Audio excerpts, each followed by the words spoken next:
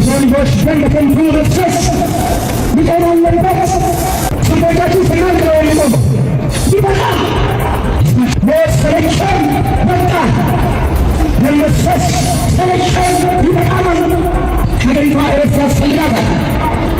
ሰላም እንዴት አላችሁ? የኢትዮ ታይምስ ቤተሰቦቻችን ለሰዓቱ የተመረጡ አዳዲስ መረጃዎችን ይዘንላችሁ ቀርበናል። ከመረጃዎቻችን መካከልም ብፁዕ አቡነ ናትናኤል ደም መፍሰስ ሰለቸን፣ ይበቃናል፣ ምድሪቷ እረፍት ያስፈልጋታል፣ ህዝቡ እረፍት ያስፈልገዋል፣ ስለኛ ደም ፈሰሰ፣ በእርሱ ቁስል ተፈወስን እኮ፣ ሌላ ደም አያስፈልገንም፣ መከራችን እንዲያበቃ ጸልዩ ሲሉ ስሜት የሚነካ መልእክት በዛሬው ዕለት አስተላልፈዋል። የህንድ ኦርቶዶክስ ተዋሕዶ ቤተክርስቲያን ቅዱስ ፓትርያርክ በበኩላቸው የአሰላ ጥቃትን አውግዘው የሀዘን መግለጫና ማጽናኛ ቃል ልከዋል። ይህ መረጃ በዜናችን በዝርዝር እናስደምጣቸዋለን። የኦሮሞ ነጻነት ሰራዊት መሪ ጃልመሮ ለድርድር በቀይ መስቀል ሄሊኮፕተር መወሰዳቸው ተሰምቷል። ጃልመሮና ታማኝ አባሎቻቸው በዓለም አቀፉ ቀይ መስቀል ኮሚቴ አደራዳሪነትና የደህንነት ዋስትና ሰጭነት በልዩ ሄሊኮፕተር ከምስጢራዊ ስፍራ ተነስተው ለድርድር ወደ ተዘጋጀው ስፍራ መጓዛቸው ተሰምቷል። ይህ መረጃ በዜናችን በዝርዝር እንመለከተዋለን። ከእነዚህ መረጃዎች በተጨማሪ በጎንደር ከተማ ለኢሻ ሶላት ወደ መስጂድ እያመሩ የነበሩ 5 ሙስሊሞች እገታና ግድያ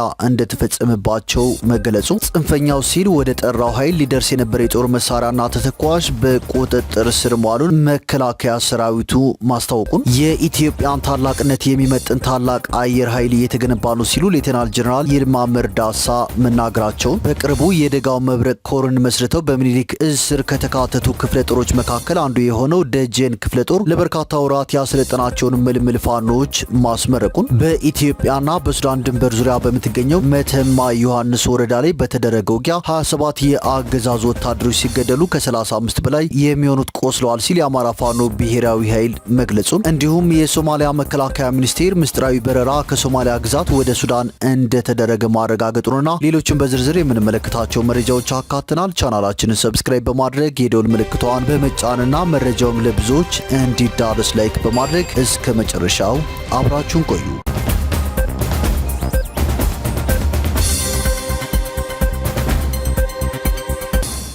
ወደ መጀመሪያው መረጃችን ስናልፍ የመንግስት የጤና ተቋም የሆነው አለርት ሆስፒታል በካይ ኬሚካል ወደ ወንዝ በመልቀቁ ምክንያት 1 ሚሊዮን ብር መቀጣቱ ተገልጿል። መንግስታዊው የጤና ተቋም አለርት ሆስፒታል በኮልፌ ቀራኒዮ ክፍለ ከተማ በወንዝና በወንዝ ዳርቻ በካይ ቆሻሻ በመልቀቁ 1 ሚሊዮን ብር መቀጣቱን የአዲስ አበባ ከተማ አስተዳደር ደንብ ማስከበር ባለስልጣን አስታውቋል። ብክለቱ በከተማው የአካባቢ ጥበቃ ባለስልጣን ባለሙያዎች በላቦራቶሪ የተረጋገጠ በመሆኑ ሆስፒታሉ 1 ሚሊዮን ብር መቀጣቱ ተገልጿል። በተጨማሪም በክፍለ ከተማ ወረዳ 4 በወንዝ ዳርቻ ብክለት የፈጸሙ 6 የተሽከርካሪ ጥበት አገልግሎት የሚሰጡ ተቋማት እያንዳንዳቸው 100 ሺህ ብር በድምሩ 600 ሺህ ብር መቀጣታቸው ተመላክቷል። ባለስልጣኑ በተደጋጋሚ በተለያዩ አማራጮች የግንዛቤ ፈጠራ ስራ እየሰራ ቢሆንም ከህገወጥ ተግባራቶች በማይታቀቡ ግለሰቦችና ድርጅቶች ላይ የሚወስደው አስተዳደራዊ እርምጃ ተጠናክሮ የሚቀጥል በመሆኑ ነዋሪዎችና ተቋማት ከመሰል ተግባራቸው እንዲታቀቡም አሳስበዋል።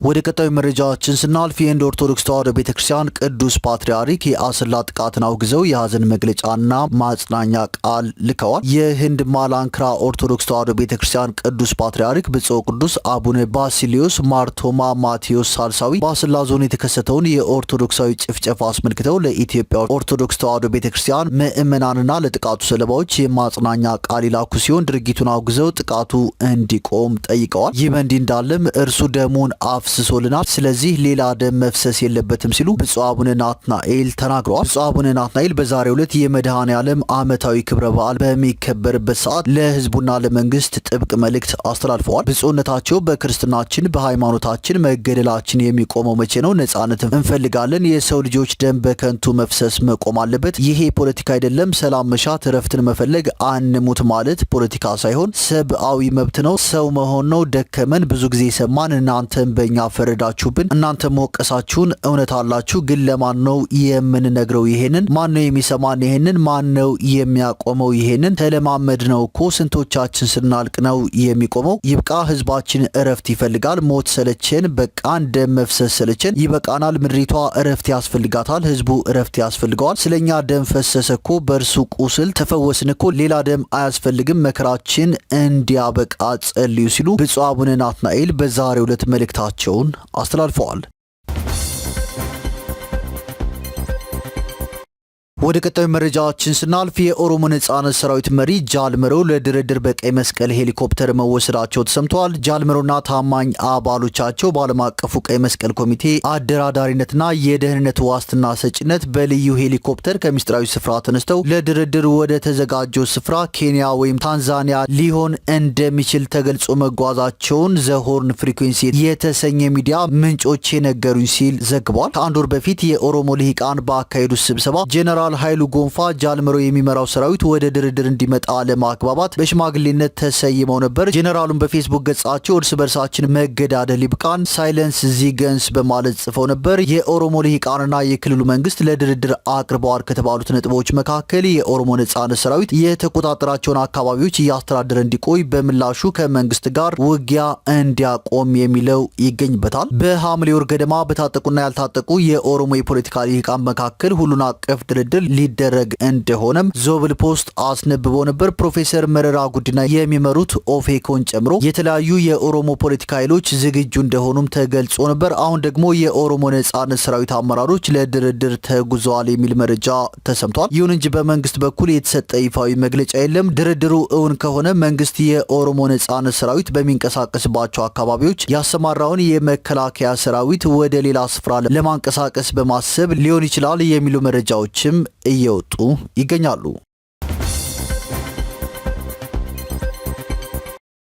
ወደ ቀጣዩ መረጃችን ስናልፍ በጎንደር ከተማ ለኢሻ ሶላት ወደ መስጂድ እያመሩ የነበሩ 5 ሙስሊሞች እገታና ግድያ እንደተፈጸመባቸው ሀሩን የተሰኘ ሚዲያ በፌስቡክ ገጹ አጋርተዋል። እንደ መረጃው ከሆነ በጎንደር ከተማ ማራኪ ክፍለ ከተማ ልዩ ስሙ ገንፎ ቁጭ በተሰኘ አካባቢ ጥቅምት 22 ቀን 2018 ዓ.ም የኢሻ ሶላትን ለመስገድ ወደ መስጂድ እያመሩ በነበሩ 5 ንጹሃን ሙስሊሞች ላይ እገታ የደረሰባቸው ሲሆን በትናንትናው ዕለትም ከታገቱት መካከል ሷሊህ አህመድ የተባለ የቀን ሰራተኛ የነበረ ግለሰብ መገደሉ ተገልጿል። የቀብር ስነ ስርዓቱን በትናንትናው ዕለት ጥቅምት 26 ቀን 2018 ዓ.ም በጎንደር ከተማ ሼህ አሊ ጎንደር ወይም አዲስ ዓለም የሙስሊሞች መካነ መቃብር ተፈጽመዋል። ከሟች ጋር አብሮት የታገቱት 4 ግለሰቦች እስካሁን እንዳልተለቀቁና አብሮት ከታገቱ ሙስሊሞች ጋር አንድ የክርስትና እምነት ተከታይ ግለሰብም ከፍተኛ ድብደባ ተፈጽሞበት በከፍተኛ ጉዳት ላይ እንደሚገኝ ተነግሯል። ከታገቱት መካከል የመስጂድ ጥበቃ ሰራተኛ እንደሚገኝበት ከስፍራው የደረሰን መረጃ ያሳያል በማለት ሀሩን ሚዲያ በፌስቡክ ገጹ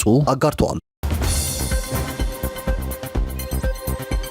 ወደ ቀጣዩ መረጃችን ስናልፍ ለጽንፈኛው ሲል ለገለጸው ቡድን ሊደርስ የነበረ የጦር መሳሪያና ተተኳሽ በቁጥጥር ስር መዋሉን የኢፌዴሪ መከላከያ ሰራዊት አሳውቋል። መነሻውን ሱዳን በማድረግ ለህገወጥ ቡድኑ ሊደርስ የነበረ የጦር መሳሪያና ተተኳሽ ጥይት በቁጥጥር ስር መዋሉን የሰሜን ምዕራብ ዕዝ ኮር ምክትል አዛዥ ለውጊያ አገልግሎት ድጋፍ ብርጋዴር ጄኔራል ቾምቤ ወርቁ ተናግረዋል። በ4 ሞተር ሳይክል ከሱዳን ተጭኖ የተነሳው ህገወጥ የጦር መሳሪያና ተተኳሽ በምዕራብ ጎንደር ዞን ቋራ ወረዳ ምርት ገለጎ ቀበሌ አድርጎ ለጽንፈኛው ሲል ለጠራው ቡድን ሊደርስ የነበረ መሆኑን ብርጋዴር ጄኔራል ቾምቤ ወርቁ ገልጸዋል። የጸጥታ ኃይሉ ባደረገው ጥብቅ ክትትልና ቁጥጥር ለጥፋት ዓላማ ሊውል የነበረ የክላሽ ካዝና 566 የድሽቃ ጥይት፣ 8260 የብሬን ጥይት፣ 4779 የክላሽ ጥይት በቁጥጥር ስር መዋሉንም ጄኔራል መኮንኑ ተናግረዋል። ህገወጥነትን ለመከላከል ህብረተሰቡ እያደረገ ላሉ ድጋፍና ትብብር ምስጋና ይገባዋል ያሉት ብርጋዴር ጄኔራል ቾምቤ ወርቁ ይህ አይነቱ ተግባር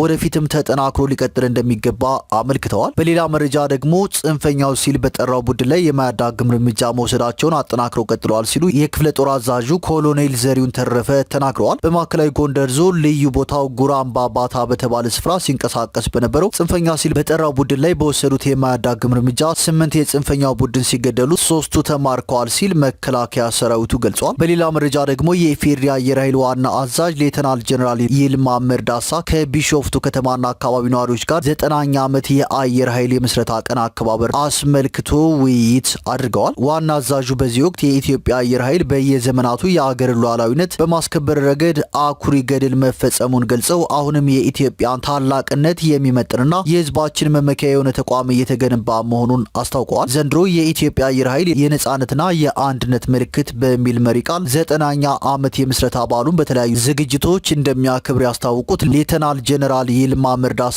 የቢሾፍቱ ከተማና የአካባቢው ማህበረሰብም ይህንን ታሪካዊ በዓል በጋራ ለማክበር በአንድነት መስራት ይጠበቅብናል ሲሉ ተናግረዋል። በተያያዘ መረጃ ደግሞ በምስራቅ እዝ ስር የሚገኙ አህዶች ባደረጉት ስምሪት 138 ጽንፈኛ ሲሉ የጠሩትን አባላት ከጥቅም ውጭ ማድረጋቸውንና 55ቱን እንዳቆሰሉ ገልጸዋል። ምስራቅ እዝ በጎዲ ቀበሌ፣ በቲሊሊ፣ በቋሪት፣ በደጋዳሞት፣ በሰከላ፣ በወንበርማና በሌሎችም ቀጠናዎች ከጥቅምት 14 እስከ 26 ቀን 2018 ዓ.ም ባደረገው ኦፕሬሽን በጽንፈኛው ላይ ከባድ ጉዳት እንዳደረሰም ገልጿል።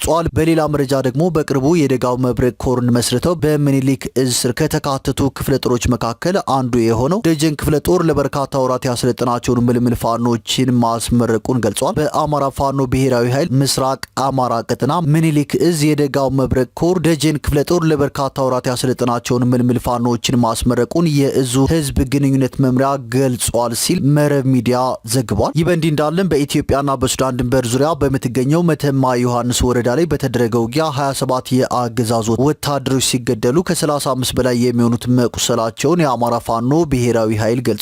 ውጊያው ከ3 ሰዓት ባልዘለቀ ጊዜ እንደተካሄደና በአገዛዙ ኃይል ላይ ከባድ የሆነ የሰብአዊና ቁሳዊ ውድመት እንደደረሰበትም ተገልጿል። በሌላ በኩል በጋሸና ዙሪያ የአገዛዙን ኃይል ወደ ቀይ ዞን ስቦ በማስገባት ሙትና ቁስለኛ ማድረግ መቻሉን የደጋው መብረቅ ኮር አስታውቋል። በሰሜን አማራ ቀጠና አንድ አቤት ከተማ አካባቢም በተደረገ ውጊያ ከ25 በላይ የአገዛዙ ሰራዊት ሙትና ቁስለኛ መደረጋቸውን የአማራ ፋኖ ብሔራዊ ኃይል አሳውቋል።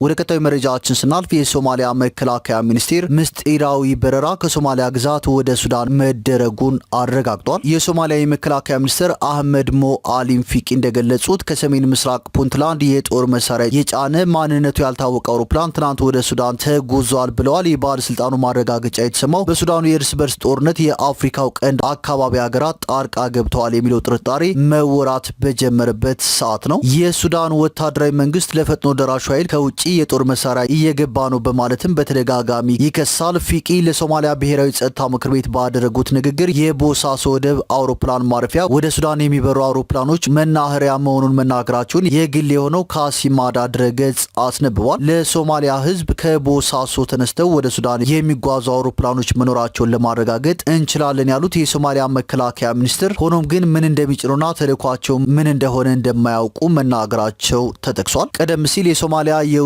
ጉዳይ ሚኒስትር አብዲ ሰኢድ ሙሳ አሊ የከፊል ራስ ገዟ ፑንትላንድ ግዛት አስተዳደር የቦሳሶን አውሮፕላን ማረፊያ የአረብ ኤሚሬትስ እቃ ጫኝ አውሮፕላኖች ቋሚ ማረፊያ አድርጓታል ሲሉ ተገልጿል። የሱዳን ወታደራዊ መንግስት አረብ ኤሚሬትስን የፈጥኖ ደራሹን ኃይል የጦር መሳሪያ በማቅረብ ይደግፋል ሲል በተደጋጋሚ ይከሳል። የአረብ ኤሚሬትስ መንግስት በበኩሉ ክሱን በተደጋጋሚ አጣጥሎታል።